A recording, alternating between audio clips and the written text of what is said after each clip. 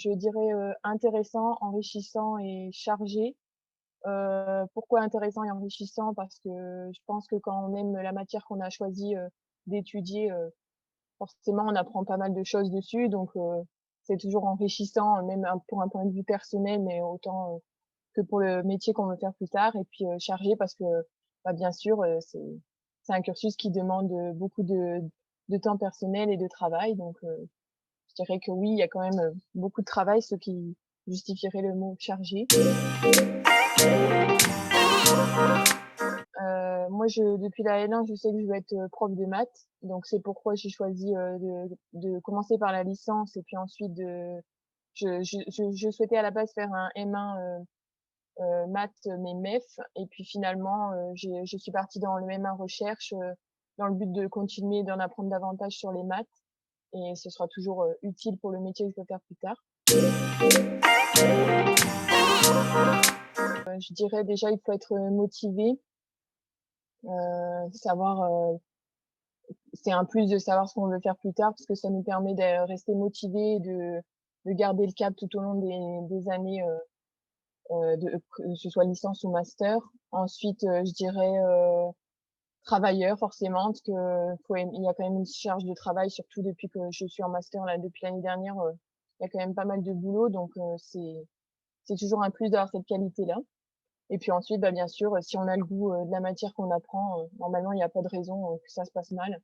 Heu, les enseignants sont là pour, de toute façon, on est super bien suivis donc je dirais que c'est les 3 qualités qu'il faudrait avoir.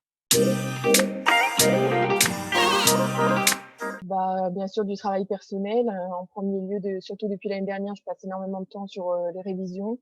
tout ce qui est, préparation de leçons, ce qu'il faut préparer pour le master. À côté de ça, j'ai la chance, d'avoir, une famille, super soudée, donc je passe du temps aussi avec ma famille et puis, pendant les vacances scolaires, j'ai un job étudiant. Bon, en ce moment, c'est plus trop possible avec, le covid, mais sinon, ça permet aussi de faire autre chose que des révisions, on va dire et puis, par rapport au métier que je veux faire plus tard, je connais dans ma famille des élèves qui sont, au collège et au lycée, donc c'est toujours bien, de pouvoir s'entraîner, par exemple, le week-end, répondre à leurs questions, suivre un peu voir un peu comment moi je réagis, par rapport à tout ça. Bien, moi, au départ, c'était parce que c'était proche de mon domicile.